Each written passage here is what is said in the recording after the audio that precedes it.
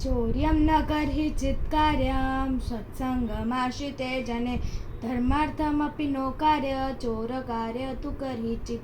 સત્સંગીઓએ ચોરી ક્યારે ન કરવી, ધર્મને અર્થે પણ ચોરી ક્યારે ન કરવી.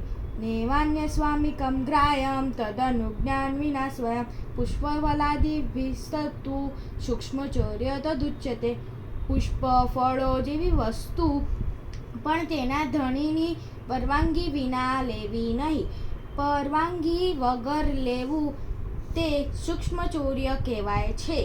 મનુષ્યાણામ પશુનામ વા મટકુણામ દેશાશ્ચ પક્ષિણામ કેશાચિત જીવ જંતુનામ હિંસા કાર્ય ન કર્યેચેત. અહિંસા પરમો ધર્મો હિંસાવત્રદ્રૂપિણી શ્રુતિ સ્મૃત્યાદિતા સ્ફુટ્યે પ્રકૃતિ. ક્યારે મનુષ્ય પશુ પક્ષી તથા માંકડ આદિ કોઈ પણ જીવજંતુઓનું હિંસા ન કરવી. અહિંસા પરમ ધર્મ છે.